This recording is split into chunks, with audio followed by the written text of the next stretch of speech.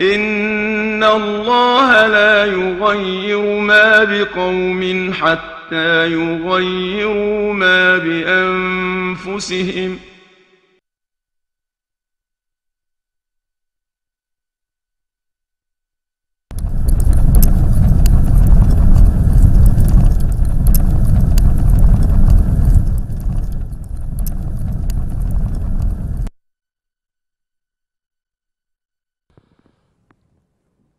أعوذ بالله من الشيطان الرجيم بسم الله الرحمن الرحيم Biz dedik qarindoshlarimiz sen söz çöçekni sen tapqan adam emas söz çöçekni sen taqatqan adam emas faqat bir mu'min musulmonning ustidan söz çöçek bo'lsa faqat shuningga bu yo bo'skan deb arzu qilsang yo shu söz çöçek bo'lsa ichingda bir xil rozimanlik xushallik bo'lib qolsa mana bu dünya ahiretde qattiq qoqshatqich azap bo'ladi degan oyatga tushib qolamiz degan gap. Hamda bu yerda muhim bir nuqta bor. Masalan, bir ish bo'ladi, bir voqelik yuz beradi. Bu voqelikni hammamiz ko'ramiz, hamma odam anglaydi. Lekin bu voqelik qarta tushunchimiz va boshqalarga bergan tushuntirishimiz o'xshamaydi. Mana masala mushada qarindoshlar. Masalaning tüp negizi mushada. Masalan, aytaylik bir misol.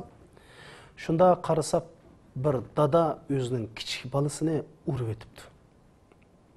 Endi urayotganini bir nechimiz ko'ribdik. Endi mush dadaning urishni tushuntirish qarta o'xshamaydi. Mana mush tushuntirish qarta sizning qanday odam ekanligingizni belgilaydi. Masalan, bu dadının balını urvatqanlığını bir dadı köse, bal tarbiyelap baqqan, balını yaxşı gördüğün bir dadı köse mıda qarap bakıp, bu dada bu balını yaxşı tarbiyelap, kelgüsüde bu balının istiqbalı üçün tarbiyelap atıdı dep düşünüdü. Ama bir kiçik balı köse, bu dada nime degen qattiq qo'l, zulüm qo'yibdi deydi. Ama bir bal tarbiyelap bakmagan, bal yüz görmegen bir adam köse, bu nime degen qattiq qo'lliq, mushundaq bir açığın çıqagan barmı deyish mumkin.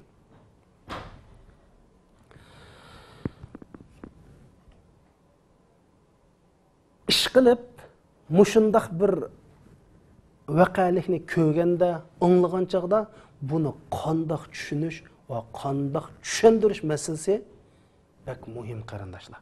Buni hamma odam ko'radi, lekin tushuntirish o'xshamaydi. Ana mishadagi tushuntirish chuqum Qur'on hadisninki ruhi bo'yicha bo'lish kerak. To'g'ri. Endi biz mu'min musulmonlar bir ishni qilgan vaqtida amalba gumonliq nuqtadan boshqalarning xato tushunib qilish ehtimolligidan jiroq turishimiz kerak. Masalan, biz bir tunimaydigan bir ayol kishi bilan bir yerga ketayotgan bo'lsak, bu ayol kishi mening singlim bo'lsa-mu, lekin atrofimdagi ba'zi qarindoshlar buni bilmay, degan ish bo'lsa, qarindoshlar biz singlim kelibdi ekan deb amalba gapga qistirib, tushuntirsak tek yaxshi. Lekin bu yerda ko'rganlar buni chuqum yaxshi tarafga burab tushunish kerak. Yaman gumon qilishga qat'iy bo'lmaydi. Chunki Rasul Akram sallallohu alayhi va sallam buni chekladi. Allah subhanahu va taala Qur'oni Karim nim dedi? Ya ayyuhallazina amanu ijtanibu kaseeran minaz-zann inna ba'daz-zanni ism. Ey Allah'a iman keltirgan mu'minlar, sizlar manda ko'p gumonxo bo'lmanglar deydi. Bunda gumonxo bo'lish va xatarlik ish deydi. Chunki gumonxolikning ba'zisi hammasi emas dahi. Sen to'liq gumon qilsang-ku gunoh, faqat onchiki inna ba'zaz-zanni deydi. Gumonning yerimi gunoh jinoyat deydi. Bunda bir taltukuz gumon emas. Shunchula bir gumonga yaqinlashsang va Ba'za zanna degan gumonning yerimi, gumonning 4dan 1 qismi, ya'ni senda gumonxo'rlik kesili oz to'la bo'lsa-mu, shuning o'zi jinoyat deydi. O taltukuz gumonxo'r bo'lsang-ku bo'ldi, sening ishing bitdi deydi. Sen bir la'nati deydi. Sen bir munofiqlarning qatoridan o'rin ep bo'lding deydi. Ammo senda oz to'la gumonxo'rlik kesili bo'lsa-mu, mushuning o'zi gunohdir deydi. Shuning Rasul akram sallallohu alayhi vasallam nim dedi? İyyakum vaz-zanna fa inna-z-zanna akzabul hadis. Silani deydi Rasulullah. Silar deydi. Mushu gumonxo'rlikdan qattiq hazar aylanglar.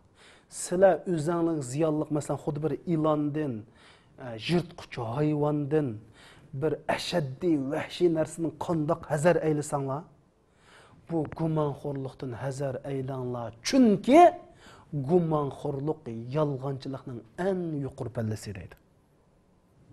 Yolg'onchilikni musulmon qilmaydi qarindoshlar. Rasululloh musulmon har xil mijozlik bo'ladi, qo'rqinchoq bo'ldi, musulmon bexil bo'ladi, lekin yolg'onchi bo'lmaydi degan. Andama gumonxo'rlik yolg'onchilikning eng yuqori pallasi deydi. Eng uchiga chiqqan yolg'onchilik deydi. Shuning uchun biz bir vaqalikni ko'rganda, bir vaqalikni anglaganda, bu vaqalik musulmonlarning obro'yiga, islom jamiyatining obro'yiga ish qilib, mush so'z cho'chak musulmonlarga ziyonli qildigan bir ishlar bo'ladi ekan, buningdan qat'iy hazar aylashimiz kerak, chunki Rasululloh hazar aylaydi. Bizni ogohlantiradi. Hozir xuddi Rasululloh har birimizga Ablatjon, Samatjon, Palonaxon, Palonaxon, Palonaxonim sen ogoh bo'l degandek mana bu hadis orqali bizga da'vat etadi qarindoshlar. Biz musulmonlar shunda ahvolga qarab, biz shu qarash ishdanki sirtqi ahvolga qarab hukm qilamiz, shu bo'yicha tushunamiz qarindoshlar. Uni ko'chilmaymiz.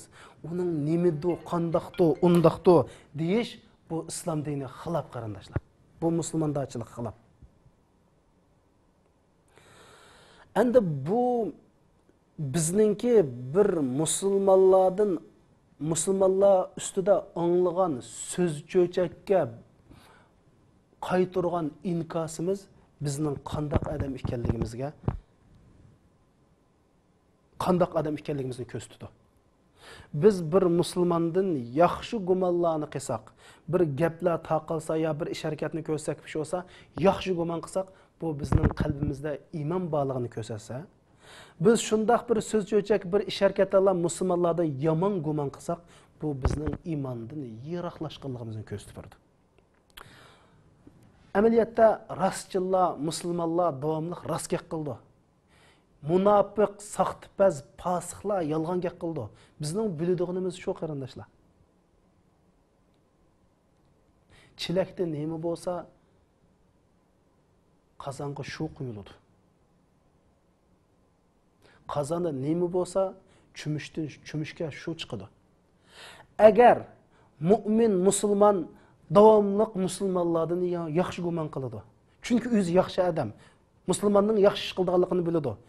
İxlosmon odam boshqalarni ixlos qiladi deydi. Rezil, nachar, pastkash odamlar yomon gumon qiladi. Chunki qozon nima bo'lsa, chumushga shu chiqadi qarindoshlar. Endi mushu musulmonlar ustidan so'z cho'chak taqatgan odam cho'qim fosiq, rezil, nejis odam.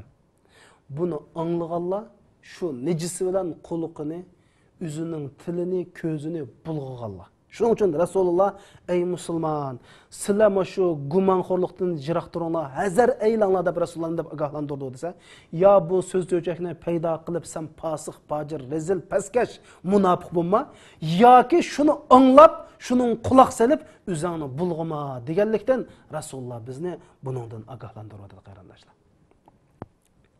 Endi bu so'z cho'chak shundoq bir qabih ishki, hatta bir odam o'ltirganlikdami yomon qarindoshlar. Ey, Qur'oni Karimda qasddan bir mu'minni o'ltirsa, buning bordigan joyi mengu dozaq devatdi. Ammo so'z cho'chak qilish, fitna ig'vo taqtish, ig'vogarchilik qilish, boshqalarning kaydan gap tepish odam o'ltirganlikdan yomon. Alloh subhanahu va taolo Qur'oni Karim nim dedi? Wal fitnatu ashaddu minal qatl dedi. Fitna fasod paydo qilish odam o'ltirganlikdan yomon dedi. Fitna fasod qanday paydo bo'ldi? Mushundoq so'z jo'jaq qilish, boshqalarning ustidan gap tepish, da'vatchilarning ahli ilmining ustidan, jamiyatda o'rni va yuzi va odamning ustidan gap tepish, har bir mu'min musulmonlarning ustidan gap tepish, so'z jo'jaq paydo qilish, fitna fasodga boshlab qo'ydi. Shuning uchun so'z jo'jaq qilish, fitna fasod terishdimi yomon, ya'ni so'z jo'jaq qilish odam o'ltirgandimi yomon deyish mush sababdan qarindoshlar. Hamda mushu qandoq biz mushu so'z jo'jaq fitna fasodga qandoq qaraymiz? Biz masalani qanday hal qilamiz qarindoshlar? Islom dini aniq hamma narsaning hukmi bor. Islom dinida qarindoshlar 500 mingdan ortiq moddalar bor. Hamma ishimizga javob bor, hamma kasalning diagnozi aniq bor, bu kasalning retsepti bor. Endi bu musulmondachilikda har qanday bir gapni qilsak, bir odamga tuhmat qilmoqchi bo'lsak, shu odam ustidan gap qilmoqchi bo'lsak, chuqur dalil pok bo'lish kerak. Delil pok bo'lmay turib ashunda qildi ekanmiz, darrol lozim bo'ldi bunday odamga. Shun Alloh subhanahu va taolo Qur'oni Karimda laula ja'u alayhi bi arba'ati shuhada fa iz lam ya'tu bi arba'ati shuhada fa ulaika 'indallohi humul kazibun deydi. Ular deydi, ash o'zining qilgan tuhmat uchun 4 guvochini keltirish kerak. Navadat o'zining qilgan tuhmat uchun 4 guvochini keltirolmaydi ekan, u tuhmat qiluvchi Allohning dargohida kazzabdir deydi qarindoshlar. Shuning uchun islom dinida bir masalani bir narsa ustidan bir narsani da'vo qilsak, bir odam ustidan bir narsani gap qilmoqchi bo'lsak, normal ahvolda bir guvoch ketadi. Bir guvoch bo'lsa, mana ma odamga bir guvoch mana deb guvoch ketadi qarindoshlar. Normal ahvolda bir guvoch ketadi. Ammo mol mulkka aloqador bo'lsa, 2 guvoch ketadi. Agar u 2 guvochining birisi ayol bo'lsa, bir 2 ayol guvoch ketadi. Ammo masala bir musulmonning inovatiga, izzat obro'yiga aloqador masala bo'lsa, buning 4 guvoch ketadi. Amda bu söz çöçek biz bilimiz musulmonning obro'yiga, izzatiga aloqador bo'ldi qarindoshlar. Shuning uchun bu siz haqiqiy guvochilik yaraydigan bir 4 musulmon guvohlik bersa, ondan keyin tuhmat isbotlangan bo'ldi. Agar u 4 odam guvohlik bermay, ashundaq u yerdan anglab olgan, ep qochdi, u bu gaplar bilan mush so'z jo'chakni tarqatsangiz yoki shu so'z jo'chakni bir harakatga unda qarab biqiblan faraz qilib to'qib chiqsangiz, sizning holingizga voy. Siz islomning dushmani, siz Allohning dushmani, siz Rasulullohning dushmani. Mush minut, mush daqiqalardan tortib tövbe qilishingiz kerak. Sizningki bu so'z jo'chikingiz islom ummatining jasadidagi bir rak. Saqaymas kasal. Islom ummatining yilikini yeydigan qurut bu, parazit qurut bu. Shuning uchun ma so'z jo'chak masalasiga bak diqqat qilaylik, hazar aylaylik. Rasululloh bizni ogohlantirgan ekan, biz hazar aylaylik qarindoshlar.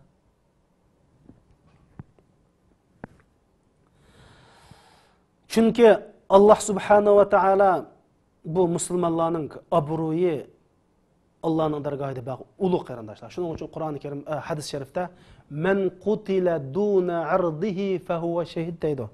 Bir odam o'zining iffat nomusini, o'ziningki obro'yini qo'g'dash yo'lida o'lib ketsa, shahid ketadi degan.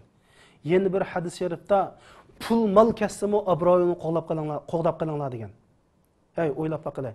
Bu mana bu bizdiki voy bizda qarindoshlar eng kam narsa bizda bir boshlamchi yo'q. Uyg'ur musulmonlardagi eng kam narsa bir boshlamchi kam.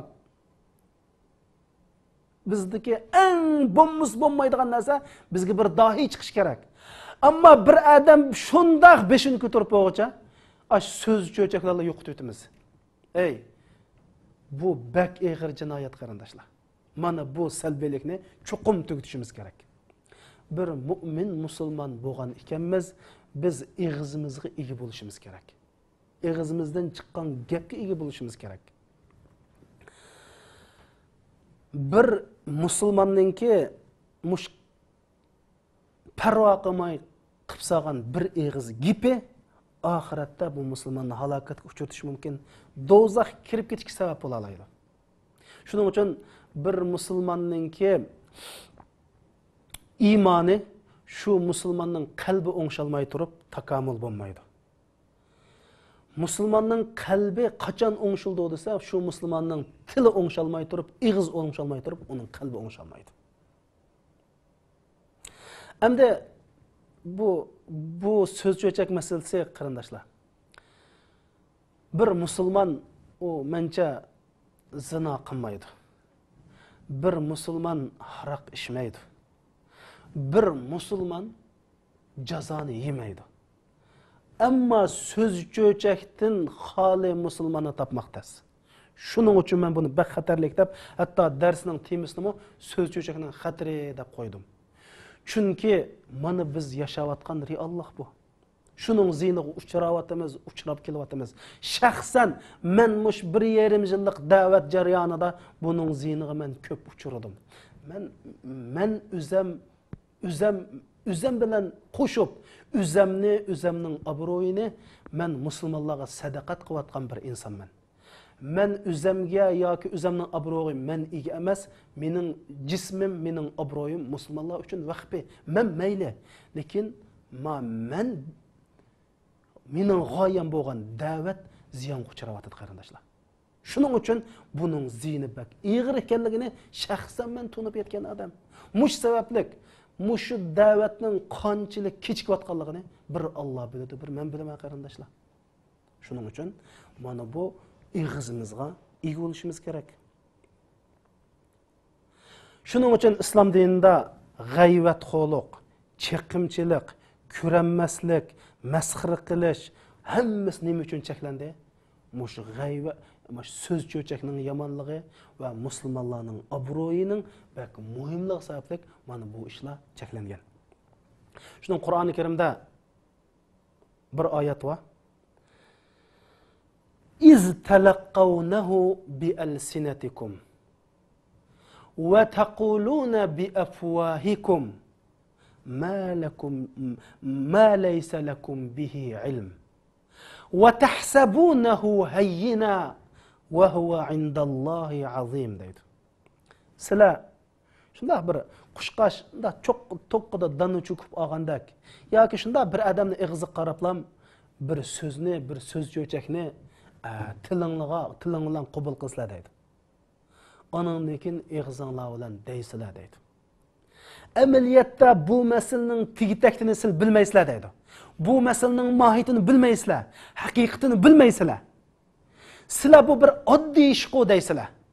Vaholanki bu so'z, bu ish Allohning dargohida ajoyib cho'ng ish deydi. Og'zimizga ega bo'laylik qarindoshlar.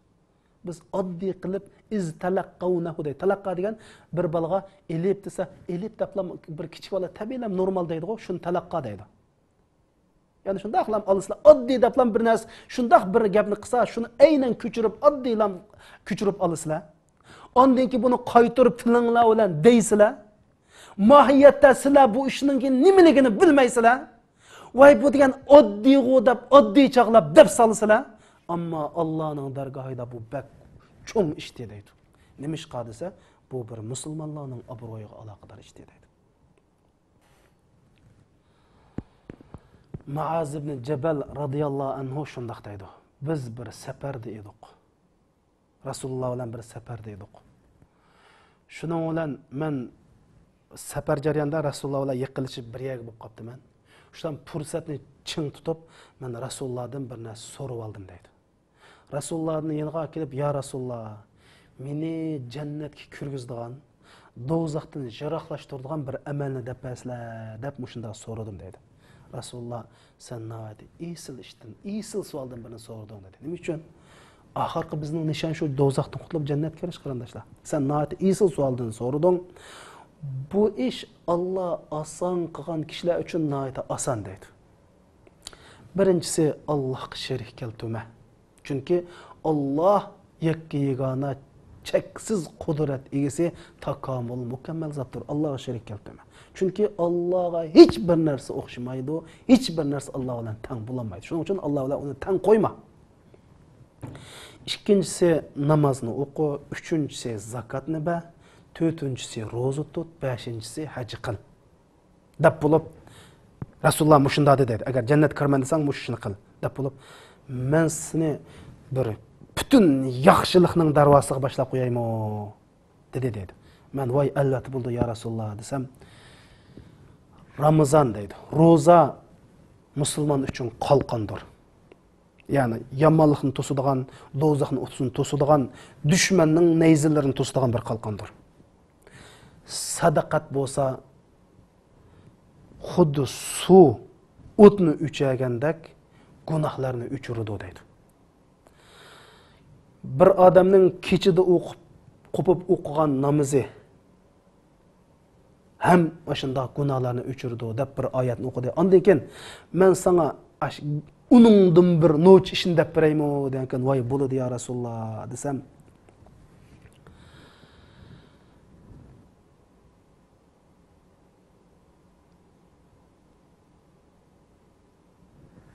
islomningki turiki, islomning eng yuqori pallasidagi yaxshilarni deb beraymi degan kan men ma'qul desam, islomdagi eng muhim ish va islomning turiki bo'lsa namoz dedi deydi. O İslam dinining darvozasini echib kirdigan oshqush bo'lsa, shu oshqushninki tishlari bo'lsa jihad dedi yani. Bak muhim qarindoshlar. O oshqush sen nechtal oshqush bo'lsa, tish bo'lmasa, shu oshqush shu qo'lpoq tushmasa echilmagandek, bu jihad oshqushlik rolini o'ynaydi dedi. Eng muhim demakchi. Dep bulup, men sana aşının hemmin, burunqi degan gaplarning hammasini jamlab, aş gapning postkalısını dep beraymi depdi. Ya Rasulullah bo'lsin deb paslar desam, tilingni yig'di deydi qarindoshlar. O'ylab baqila, Rasulullah namoz, zakat, haj buni tilg'ab bo'ldi. Keyindan ro'zani tilg'aldi, keyindan jihadni tilg'aldi, kechilar o'qigan namozini tilg'alib, shuning hammasini birga qatlab qo'yib, shuningdan muhim bir masalani deb beraymi degan, bu Muazim Jabal nemin deydiganda, uningdan muhim nim bor desa, tilingni yig' dedi.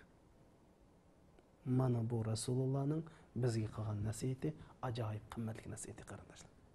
Debdi Muazim Jabal hayron qoldi. Mush masala ash jihadning kechida o'qigan namozining aş sadaqat, aş ruh, muşunun üstü turamdı deb hayron qilib, ya Rasulullah muşunda ve tilimizde bunda bir çıkatgan gaplarmi bir debdi. Do'zaxqa tushib ketgan aş adam, nurg'un odamlar do'zaxqa nim deb tushib ketdi desa, mash ig'izdan ketdi deb aytib Payg'ambar alayhisalom. Mana dal mishada mushu ig'izga ega bo'lish qarindoshlar. Tilimizga ega bo'lishni Rasulullah bu hadis orqali bizga ta'lim beryapti. Hamda men mushu ekran oldidagi musulmonlarga shundoq muhim, o'zim muhim deb qaragan bir masalani deb beraman. Qarindoshlar, sen qandoq bir joyda bo'l, qandoq bir maydonda bo'l, mayli gap qilmoqchi bo'l, mayli bir ish harakat qilmoqchi bo'l, mayli bir odamga bir narsa bermoqchi ekansa, yo olmoqchi ekansa, yo bir tuqqan bilan tuqqandochilik qilmoqchi ekansa, yo u tuqqandochilikni uzmoqchi ekansa, yo boshqalarga bir narsa berdi ekansa, yo boshqalardan bir narsa oldi ekansa, yo boshqalarga bir yaxshi muomala qilmoqchi bo'ldi ekansa, yo bir odamga yomon muomala qilmoqchi bo'ldi ekansa, ish qilib barliq ish harakat gap so'zlaringda mundoq bir qonuniyat bo'lsin. Xuddi sen shu ishni qilmoqchi bo'lganda Allohning oldida turgandek bir tuyg'uda bo'l. Oningdan keyin har bir ishni qilsang Alloh subhanahu va taolo sendan so'raydi ekan. Ma gapni nima uchun desa, buning chuqum Alloh rozi bo'lg'idek, sen o'zingni qutqizolig'idek bir javob tayyor bo'lsin qarindoshlar. Birisi bilan do'st bo'lsa yoki do'stligingni oxirlashtiribsizlar. Ya birisilan düşman bo'lsa, ya düşman bo'g'il etibsa. Ya birisidan olmoqchi bo'lsa, bermoqchi bo'lsa, birisidan qiz bermoqchi bo'lsa, ya qiz olmoqchi bo'lsa, bir gapni demoqchi bo'lsa, ya anglamoqchi bo'lsa. Mush har bir ishni qilmoqchi bo'lganda, navad Alloh mening yonimda bo'lgan bo'lsa, yoki Rasululloh mening mush so'rinda bo'lgan bo'lsa, men nim qilmoqchi edim? Men shunda bo'lgan vaqtida mush ishni qanday qilmoqchi edim? Buni chuqum o'ylashing kerak. Va mush ish to'g'riliq Alloh subhanahu va taolo ey bandam deb mushni nima deb qilding? Paloniga nima deb berding? Paloniga nima deb bermading? Paloniga nima deb kulimsirab qarading? Paloniga nima deb qopqing turib olding? Sen palonining qizini nima deb o'g'ling epberding? Paloni epbermading deb mushunda so'rab qolsa, sen shu savolga javob chuqum tayyor bo'lishing kerak. Chunki Alloh bilan qasamki, Allah'ın 99 isim sıfatı bilan qasamki, Allah senden bunu chuqum so'raydi. Allah chuqum so'raydi senden bunu. Bunu chuqum javob tayyorlashing kerak. Mana bu darsdagi muhim qarindoshlarga sundigan timam qarindoshlar. Chunki ma yalfidu min qawlin illa ladayhi raqibun atid. Og'izdan chiqqan har qanday bir so'zga chuqum biz nazoratchi bor, uni yezib turdi deydi. Alloh subhanahu va taolo har bir ishdan hisob oladi. Voy bir qichochilik bir masala bo'lsa qiyomat kuni hozirlab hisob olamiz deb Alloh Qur'oni Karimda deydi bizga.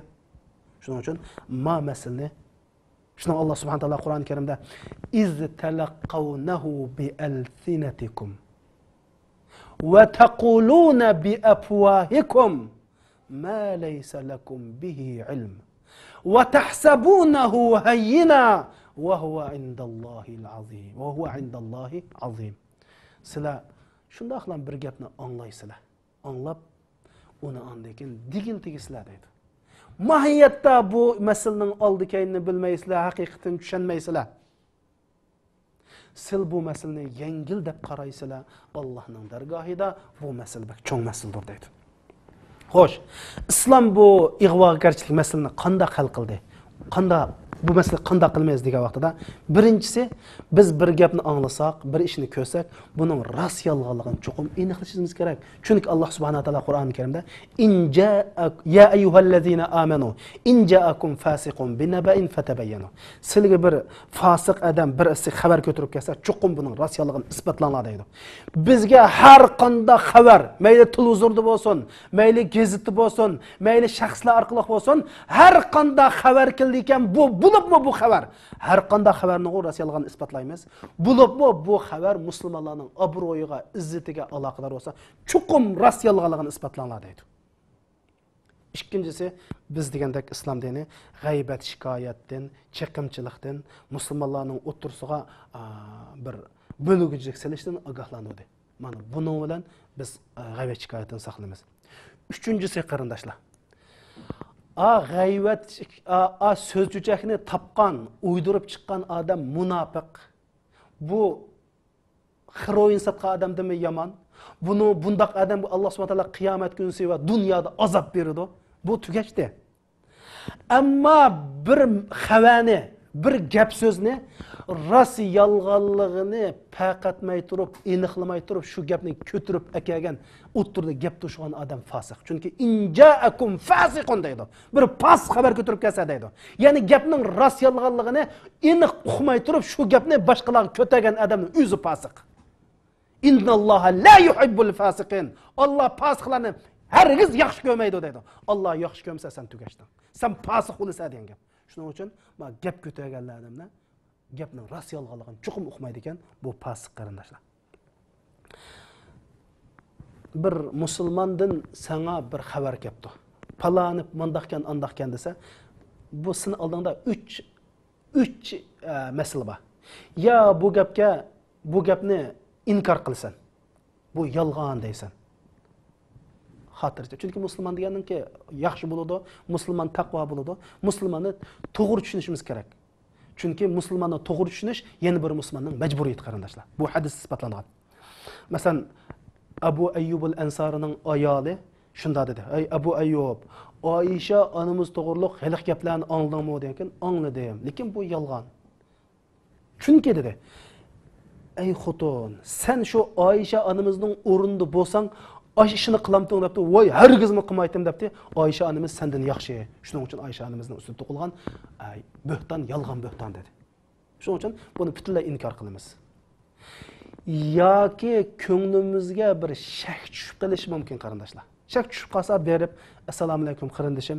Men siz to'g'riliq manda bir gapni angladim. Buning qanday qaraysiz deb. Shundalam bir tushunch, voy, mushundan ish ketadi qarindoshlar. Shunchalik qilsak bo'lgan gap. U bo'lmasa, shu gapni deb ko'nglimiz g'ashulib, uni boshqalarga deb taqitib bir so'z cho'chak taqatquchi bo'lib, rezil pas, nijis odam bo'lib qolishdan saqlanishning yo'li mana shu qarindoshlar. Çünkü Resul Ekrem sallallahu aleyhi ve sellem hadis-i şerifte şunda deydi. Kimiki bir Müslümanın obro'yini tükish uchun bir gap paydo qiladi ekan, shu sababli Allohga haq bo'lib ketgan, Allohga farz bo'lib ketadi, u odamni do'zaxga tashlash deydi. Ya'ni bir odam bir musulmonning obro'yini tükish uchun bir so'z cho'chak paydo qildi ekan, u odamni do'zaxga etish Allohga farz bo'lib ketadi deydi. Nima degan bir ogohlantirish bu qarindoshlar. Shuning uchun ey mu'min musulmon qarindoshlar, siz ma so'z cho'chakninki boshlamchisi bo'lib qolmang. Siz so'z cho'chak uyutadigan ko'rik bo'lib qolmang. Zadamash musulmonning obro'yiga aloqador har qanday bir gap so'zni anglagan ekan, buni tusanmasang shu yerdan qo'yib keting. Faqat anglamasin. Muborak quloqlaringizni, bu pak og'izlaringizni hargiz bulg'amang qarindoshim. Chunki biz dedik, asli qoida bo'yicha biz musulmonlarga yaxshi gumon qilamiz. Agar yaxshi gumon qilibmi ish aplashmasa, men tushunmaydigan bir nuqta bordi, men bilmaydigan nuqta bordi deb uningga uzrsini izlaymiz qarindoshlar. Oxirsida men Rasul Akram sallallohu alayhi vasallamninki bir tushini deb beraman. Rasulullohning tushaq bir uxlayotganda Rasulullahning qashiga ikki farishta kelib, bu farishta Rasulullahni epmangdi. Rasululloh oxiratda bo'layotgan nurg'un azoblarni ko'rdi. Shu azoblarning qatorida qarisa bir odam deydi. Yotgan. Buni farishta mosh ig'izni ilmakda jitib mishaga kelib qo'ygan. Bir jitqancha mishaga kelib qo'ygan. Ondan keyin sol tarafga jitib mishaga kelib qo'ygan. Ma tarafni jitmay kelib miya saqiyotgan, mushunda bir vahshiy azoblanayotganligini ko'rgan. Rasululloh shundan bu yendik farishtani, ya'ni Jibril alayhisalomdan so'ragan, bu kim u desa, bu mushundaq yag'an o'ydurma so'z cho'chakni tapudi. Shundan bu so'z cho'chak aytisi shu jahonning hammariga taqab ketadi. Bu mushundaq odam degan. Hozir tur orqali, internet orqali, telefon aloqalash qoral orqali mushundaq pishni ig'va taqab ketadigan bo'lsa, mana siz bu hadisdagi qiyomat kuni setaqma mavaliqi barzaxda bo'layotgan ish, bu do'zaxda bo'layotgan ish emas. Faqat qabrga kirgandan keyin siz shu azob qolasiz. Chunki Rasululloh shunday dedi. Rasul Akram sallallohu alayhi vasallam tunji bo'lib musulmonning qandoq odam ekanligini ifodalagan chaqda al-muslim man salimal muslimuna min lisani va yadihi dedi. Biz mayli har qandoq bir hadis kitoblarini o'qayli, mush hadis davomli bizga uchraydi. Musulmon deb qandoq odam deymiz desa, yana bir musulmon sening qo'lingdan, tilingdan salomat qolsa musulmon. Agar sen tilingdan yana bir musulmon salomat qolmasa, o'zing namoz o'qisang, zakot bersang, haj qilsang, sen musulmon emas, balki sen munofiqlarning safida. Chunki Qur'ondagi oyat nima dedi? La illam yantahil munafiqun deb. Qur'on munofiq dedi bu kishilarni. Shuning uchun bu so'z cho'chak mana bu ajoyib qabih ish, ajoyib biz diqqat qiladigan ish qarindoshlar. Mana bu salbiylik bizda tugmay turib, bizning ustimizdagi bu zulm beshimizdan ko'tarilmaydi. Shuning uchun hammamiz o'zimizga ig'ulaylik. Mana mush minut, mush daqiqadan boshlab men boshlay qarindoshlar. Sil boshlanglar. Pishni ig'va. Bulupmu içimizden çıkan iqtisodshunos, olim, ulamo, mush bir ish qilayotgan odamlarning ustidan gap topmayli, topqanlarning eg'iziga o't yoqayli, anglamayli, tusayli. Bulupmu uchur davri taraqqiy qilgan bu kunlarda yolg'on, har qanday xabarning rost yolg'onligini chuqum aniqlab turib, undan keyin qabul qilayli. Bizningki ma kallamiz bir axlatxona o'xshab qolmasin. Nima ekas tashlaverdigan. Qur'oni Karimda patabayyanu dedi. Buni chuqum bayon qilib, rost yolg'onni aniqlab, ondan keyin qabul qilinglar dedi qarindoshlar. Mana bu Qur'onning metodi, mana bu musulmonlarningki bir xabar kelsa, qabul qilish metodi. Buni rost yolg'onni aniqlamay turib qabul qilsangiz, siz musulmonlik yo'lida Qur'on hadisning ro'yi bo'yicha ish qilgan bo'lsangiz. Va sallallohu ala sayyidina Muhammad va ala alihi va sahbihi ajma'in. Allahu Allah Allahu Allah Allahu Allah Allahu Allah Allahu Allah Allahu Allah Allahu Allah